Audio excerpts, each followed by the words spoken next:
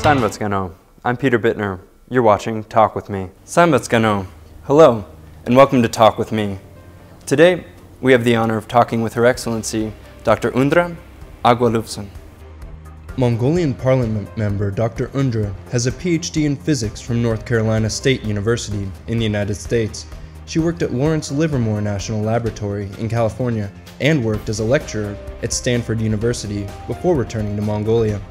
A.Undraa has held prominent positions in government, including as Deputy Director of the Institute of Strategic Studies of the National Security Council, Advisor to the Minister of Mineral Resources and Energy, and Ambassador at Large at the Ministry of Foreign Affairs. In addition to Mongolian and English, A.Undraa speaks Italian and Russian.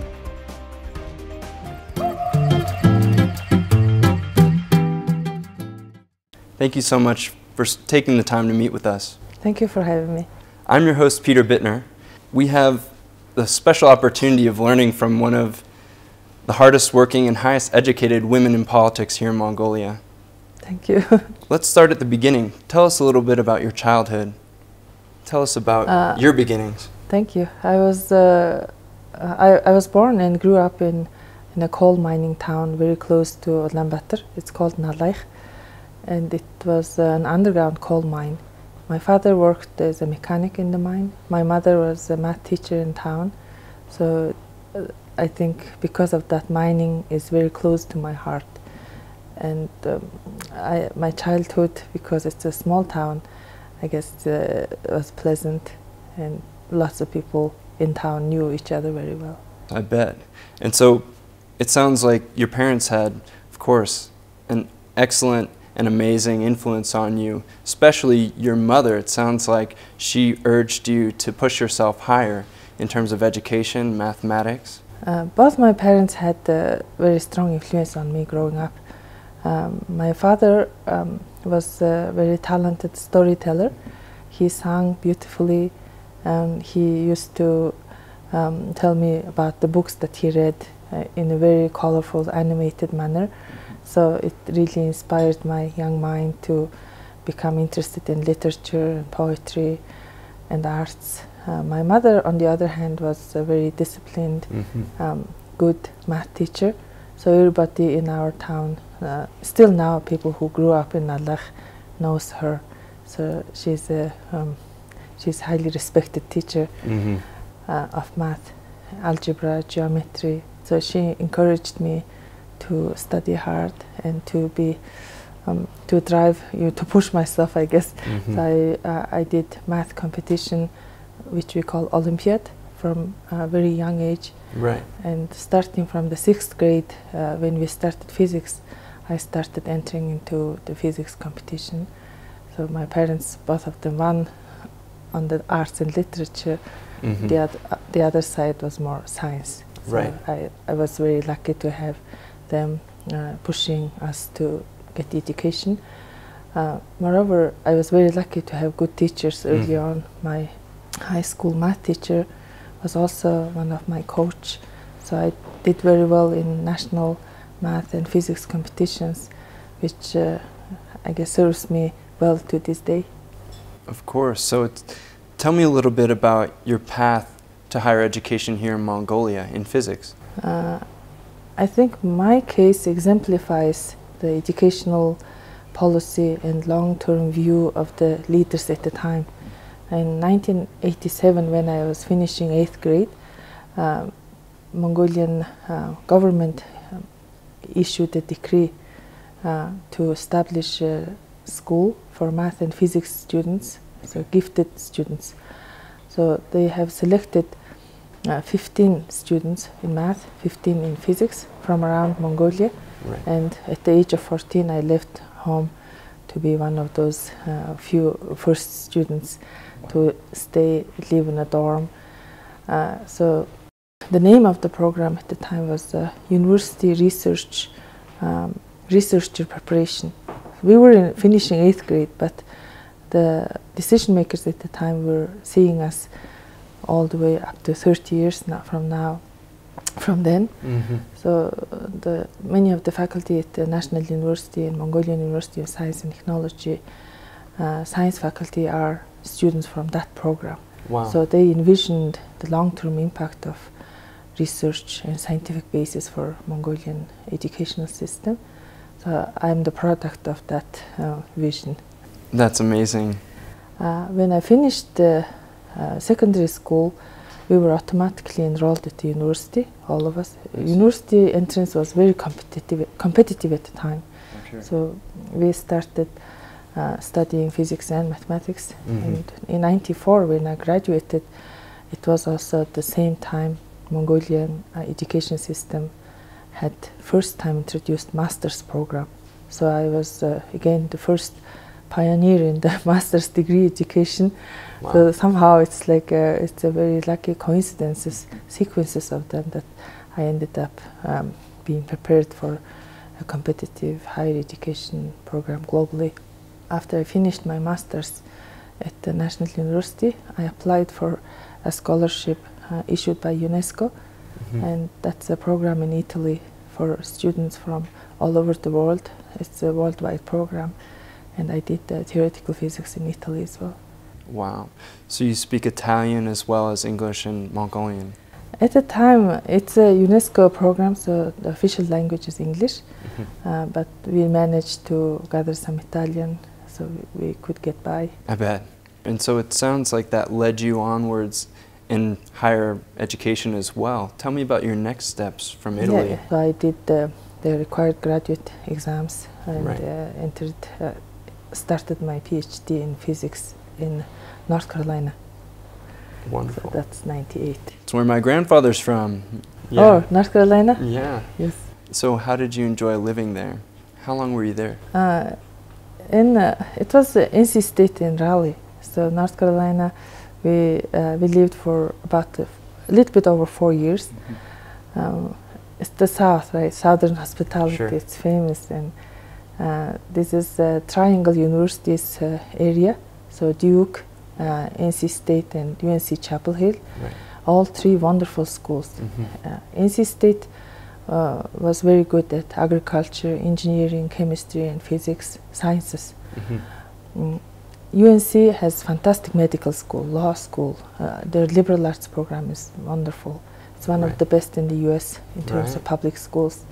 And Duke is also elite private institution. So having that area of three great universities, lots of technology companies in the Triangle area, I think it was so metropolitan and still considered to be one of the best places to do business in the US for tech companies, tech and pharmaceutical.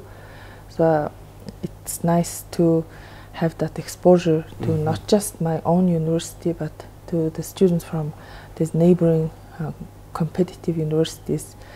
And PhD program at NC State had PhD and master's student, but all three universities we joined together and formed one of the largest research, university-based research in the US. So three university PhD students were like classmates. Wow. It was a very conducive environment that prepared me well for research afterwards. After NC State, I went to California. I was employed by Lawrence Livermore National Laboratory in Livermore.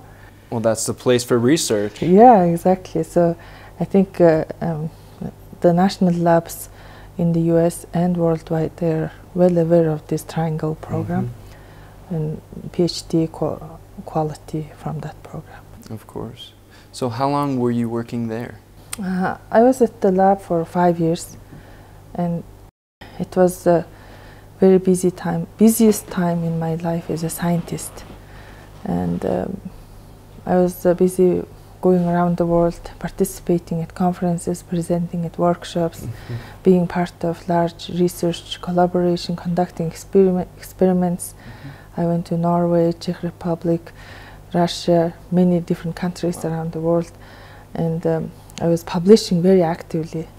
So now I look back at my career as a scientist, and I published, if I include conference proceedings, almost 5 dozen, almost 60 publications. Wow. And that was considered to be much, I guess, more productive than average. Sure. So Sounds like it.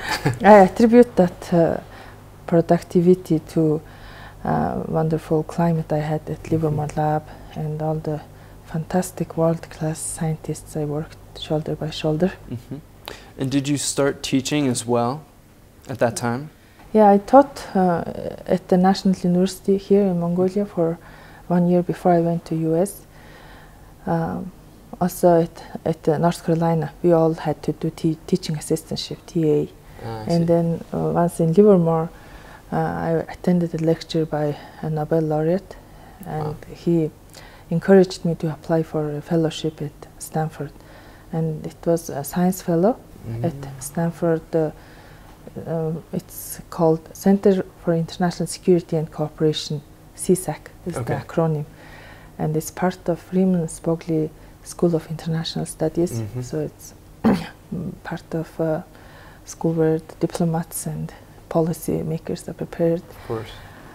So I applied for the science fellowship, and I started as a visiting professor at Stanford. It's quite an accomplishment. I know it. If I knew how competitive it was, I wouldn't apply. I only learned how competitive it was after I got the offer. Wow. So I was teaching at the International Policy Studies program at Stanford and doing research at CSAC. And my colleagues were really top-level policy researchers, practitioners. So they were former Secretary of Defense, former laboratory director, former senators who worked at that center, which enabled me to see the policy side of decision-making. I had very strong technical background. So for me to understand different technology that are used for defense applications or dual-use technology, it was easy to understand the logic of some countries why they would adapt certain technology in order to acquire this capability. I can see the technical side, scientific side, but these were the people who worked in the policy making from the political point of view, from the decision making point of view, so that it was a nice merger to be in that team, which prepared me very well for politics. Of course. So tell me about the decision to return to Mongolia and become actively involved at the policy-making level for the first time. When was that? And I came back to Mongolia in 2010, but I was also partially involved in policy research area starting 2009 actually, at the Institute of Strategic Studies, which is part of National Security Council of Mongolia.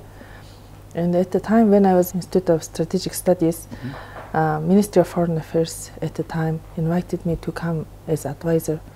So I was advising the minister on issues about the six-party talk. And we traveled together to North Korea, and still I was quite involved in six-party talk, which we envisioned 6+1 party talk. So we were trying to build a venue so that Mongolia will host some of the bilateral talks, which we did succeed. There was some dialogues between North Korea and Japan, North Korea and United States, what we call track 1.5 talks. And definitely policymakers themselves, but also academics who study that issue and Northeast Asia security issues. We have done it through the Ministry of Foreign Affairs. And I'm very proud of that part of my career. And at the Ministry of Foreign Affairs, I was appointed as a ambassador at large, in charge of nuclear security issues. And I was working on the topic. I joined the political party January 2012, and I became active in politics. I have come to realize that in order to have a better impact and greater influence, one really needed to be involved in political party. And at the time, I really examined where my political standing was. And it was a great time of personal revelation and, examining your thoughts and value system. And I realized that I'm really, my political ideology is like center-left. And I'm not definitely a far-left person, I'm not a tree hugger, but I really support environmental protection and environmental policy On the other hand, I'm not a right-wing person. I think increasing the defense budget or having corporations that are really too large may not help our social policy. But I don't believe in a social welfare state. So I think I'm really slightly left of center person. And I started reading political philosophy books and various publications, and I realized that social democracy is really it echoes with my own belief system. So when I looked in Mongolia, the parties that hold social democracy as their platform, the main party is Mongolian People's Party. So that led me to decide to join the party based on my political belief. At the time when you first became involved in the party, how many other women were there involved? In our in the party, not just Mongolian People's Party, which I belong to, Democratic Party, Civil War Green Party, other big, considerably larger parties. Active members are more women than men. I see. And but at the party decision-making level, there are fewer women. But in terms of just the regular membership base and party activists, I think tend to be more women than men. So one could venture to say that Mongolian women are very active in politics, but the political system, and of course the competitive nature of it, and there are a number of other requirements, time commitments and so on, would somehow inhibit more women to rise up to the decision-making level. It gets increasingly difficult, much more faster for women than men. With my colleagues, we are launching what's called He for She campaign. It's a UN campaign. Okay. And it's encouraging men, all men, to support the gender equality. If women are just rooting for women's rights, we are not going to solve it by ourselves. We really need men and their support and encouragement and leadership to make a progress. So that's something that I'm working on, and I encourage you to be also active in He for She campaign. Thank you for the invitation. Yes, I'd love to be involved. Let me know how I can assist. Gender equality is very important. Obviously, you've had a lot of success in the party and nationally as a member of parliament. What advice would you give to women just becoming involved in politics now? Young women who are interested in joining any political party or running for office here. What could you give them in terms of advice that'd be practical? So let me say I have two sets of advice. The first, two pieces of advice. The first, I would say for both men and women, young men and young women, young people in general. Some of the issues we are suffering in Mongolia is because we have political leaders and political people who are active in politics. They have come to their high-level position, some of them basically just being very vocal and showing activism, and some of it is just populism and gathering as much public attention as possible, get into a spotlight somehow, and say what people like to hear, not really do what people need. So it's going to take political willpower and a lot of patience to go over the facts and then to really think and decide what's right for the country. So we don't have enough leaders who think and who spend time going through facts and documents and relevant information before coming to rightful solution for the larger interest of the country. If you have too many populist politicians, they're gonna just pound the table, and then they would say what people want to hear, but what you want to hear may not always be good for you. You know, when your parents say that, study, do your homework, is that something you want to hear? Maybe you want to hear like, oh, just play. Right. But as a kid, you don't need to play all the time. You really must study, right? So even though you may not like study hard, it's really good for your long-term interest. Sure. Similar situation. So for young people who are entering politics, I would say if you want to make a difference, most young people are ideologists, right? Idealistic. and have good intentions. If you want to make a good decision and have long-term impact, please prepare yourself. Go study, do excel, do work hard on something. It can be science, or it can be engineering, it can be political science, it can be business, it can be journalism, civil society, but do that very well and educate yourself and learn about the world and understand oneself and yourself and the world that we live in, instead of just learning to do a show business. Right. So unfortunately, many of the politicians are product of this populist show business. So we are really suffering from, we are falling victim for that kind of short-sighted show business results. Right. Well, it's not just a local Mongolian problem. Clearly, populism is on the rise internationally. Maybe I'm wrong, but that's my opinion. And the for second women? advice is for women, Okay. women specific. So when I was director for the research of the party, our institute was in charge of polling. So we did polling, ratings, identifying ratings for political candidates and party ratings, issue identification.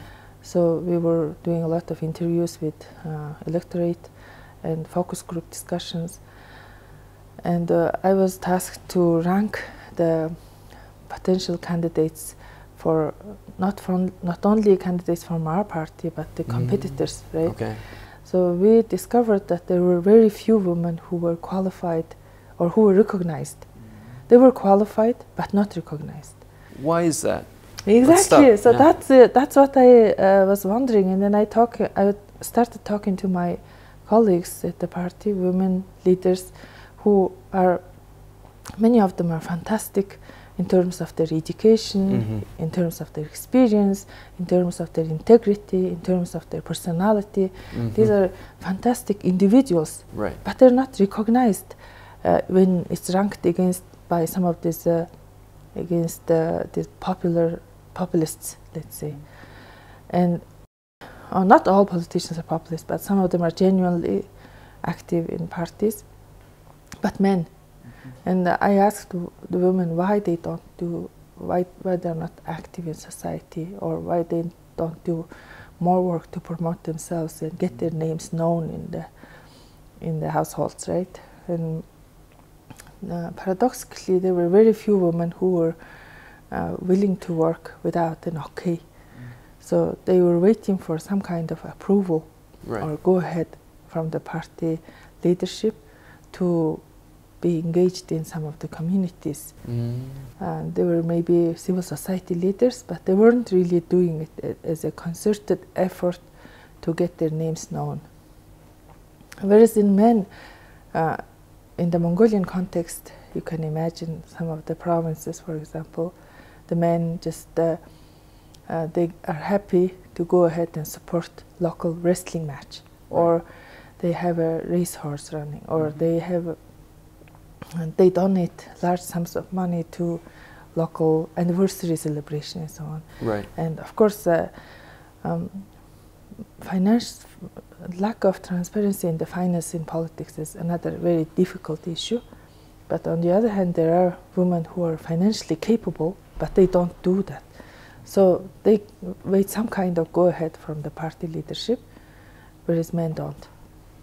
So I would say to young women who is entering politics, don't wait before anybody tell you, yeah, you can be a politician. Just if you wish, go ahead and do it.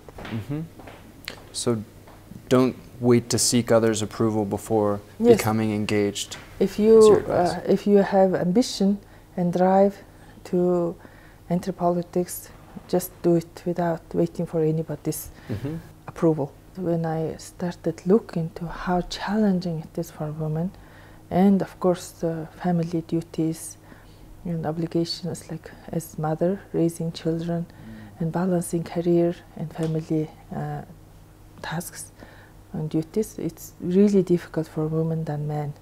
Men usually don't stay home and they don't breastfeed the baby, for example. So all most certainly.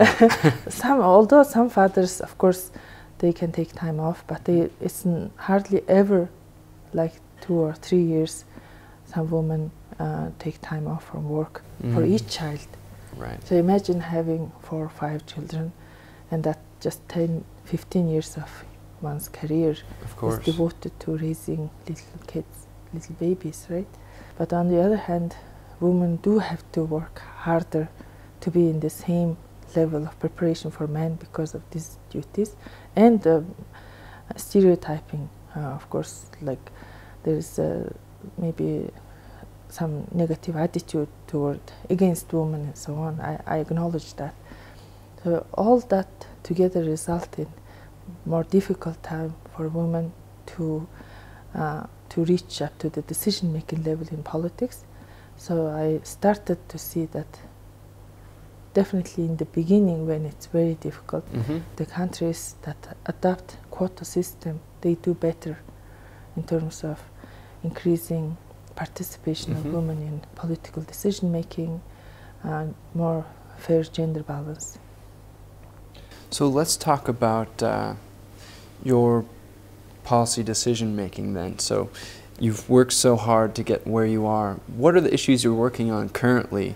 When I come back to Mongolia, I did a number of advisory work, and advisor to Minister of Mineral Resources and Energy and Minister of Mining on the issues like Petroleum Act. So I worked on uranium, rare earth minerals exploration and extraction and processing technology.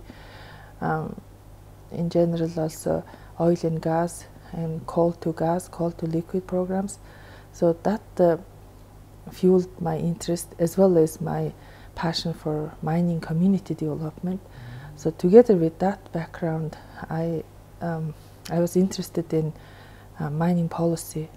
And because mining is very important for Mongolian economy, we need to do it right. If you can't do it right, we shouldn't do it. Right? So I initiated and started responsible mining lobby group within the parliament. Currently there are 12 members in the group, and we are committed to legislative reforms, stability in taxation, transparency in decision making, due diligence, consultation with the communities, community development, procurement system, as well as human resources and environmental issues. So we are looking for modern mining development. Mining sector should be done correctly in Mongolia. So I'm actively working in mining sector issues. Have been to large mining conferences and events around the world. Recently we went to Canada for Prospectors and Developers Association of Canada. It's the largest event of its kind. It's a big conference, yeah. It's 26,000 people, you know. Whoa. And all the different countries have their delegation, and the companies present their business cases and projects. So it's a huge event. Even research universities showcase their technology. So Mongolian delegation included some members of parliament and Minister of Mining and Heavy Industry. So I spoke at the Mongolia event, encouraging investors to invest into Mongolia, while also acknowledging that we are aware of some of the challenges. I'll give you one example of a challenge. We have what's called ninja mining in Mongolia. It's artisanal mining, and it's really damaging to the environment. For large mining companies, of course, mining reclamation and mining closure plans should be in place, and they do better job in terms of sticking to the legislation and obeying the law. Whereas these small-scale mines, some of them do it almost like it's just destructive to the surface, destructive to the land, water, and there is no company that you can keep accountable for. Some of the gold mining, for example, is done illegally, and then this can be really destroying. There is nobody who would reclaim it. There are even cases that people take the pot of land, area of land, and then they would say that they're going to reclaim it, but on the other hand, they're doing gold mining on it. So acids and various chemicals can be really damaging. So that's a challenge that Mongolia is facing currently, how to fight and how to stop and how to manage this kind of activities so that the mining would be done right. For mining, it is very important for us to also look at it as a driver for the future of Mongolia, future growth. So revenue from mining, it should be managed that, you know, some of the revenue should be kept for the long-term projects that would fuel the economy and would enable us to develop. And we cannot rely on mining forever. So we need to find alternative ways to develop. Of course. Technology, IT could be another way, agriculture, biotechnology. These are the areas that we should be supporting. So that's a policy decision. So I'm very committed to this long-term cause. The second major activity is perhaps sustainable development. Recently, I have been appointed as the chair of Sustainable Development Subcommittee within the Parliament. Congratulations. So, thank you. So Mongolia is very committed to the goals of the UN Sustainable Development goals. So there are 17 of the goals. Of course. Most of it apply to Mongolia. So we have our own national strategy, Sustainable Development 2030. So that's including, of course, human rights issue, education, healthcare, and various areas like environment. So I'm looking forward to be very active in making sure that we make progress in the goals. Tell me a little bit about the draft legislation that you've put together in regards to nutrition and malnutrition issues as well, which are really important to you, it sounds. I have come to this issue in a somewhat unusual way. I was assigned by Standing Committee on Social Issues, Education, Science and Healthcare. Our Standing Committee chairman assigned me to go to workshop at Harvard University organized by professor named Ganma. And at the workshop, I thought I was going to go learn and come back and teach or share what I learned with my colleagues. And I have I've been converted by them to food sector advocate, let's say. And I've discovered from these very good scholars that there is a huge amount of problem in Mongolia in terms of vitamin D deficiency, iron deficiency, folic acid. So key nutrients that are very important for not only growth of children, but also growth, but development, like so intellectual development. So it's going to inhibit learning of children if it's not supplied right. Also, vitamin D deficiency is really terrible for adults as well. It's cause for a variety of illnesses such as heart disease, depression, and so on. We need to look into legislation that would require main sources of food to be enriched. So, you know, like in the United States or Canada, this issue has been addressed already during World War II. So cereals and bread are enriched with vitamin D and iron. Fortified. Whereas only food that's enriched in Mongolia is salt with iodine. There is a legislation on iodized salt that was approved in the parliament in early 90s. It had a tremendous positive impact on the public health for combating thyroid disease. And now we really need another legislation to deal with the vitamin D deficiency, iron and folic acid, other minerals that are crucial for public health. And recently there was a major national study that was conducted by Ministry of Health and UNICEF, and that study proves our point. Interesting. So what legislation specifically do you hope will come about as a result of your proposal? So the draft proposal is already submitted to the Parliament. The name of the proposal is legislation on food enrichment. Okay. And I'm hoping that it would be mandatory to enrich some of the food items, food types. Some countries do it mandatory, some of it do it optional, but still, if there is a legislation, it's going to have a very long-lasting, positive public health, so public impact. I'm looking forward to considerations in the Parliament, and we're going to have several sets of discussions, dialogues, and roundtable conversations with the experts, industry representation, and lawmakers. So I hope it would be approved in the spring session.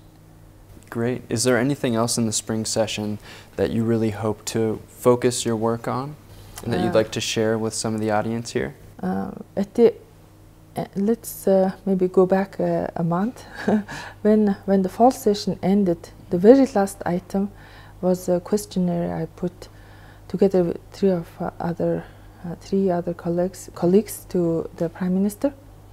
So this questionnaire of 4 MPs was issue about taxation that might impact the mining sector. So license transfer, and we wanted to make sure that the mining sector investment wouldn't be derailed by misinterpretation of the budget law. So there's going to be a new set of tax legislation in the spring session considered by the Parliament, and I want to focus on specifically that aspect of the tax law, the mining how aspect. It impacts the mining sector and mining sector investment in general. Another issue that I'm preparing and reading with my staff is issue about sovereign wealth fund, and Mongolia government has been trying to set up a fund similar to Norway's oil fund or Singapore's Temasek that would encourage long-term development of the country from the mining revenue. So how that legislation would form and how that fund need to be managed, need to be legislated. So I will work on that. That sounds like a really important issue moving forward. So thank you again for your time today. Thank you. So that's it for this episode of Talk With Me. Thanks for joining us today. Today's guest was Dr. A.Undraaa, the chair of the subcommittee in Parliament of the Sustainable Development. Thank you so much for joining us. We hope to see you here next week on the next edition of Talk With Me.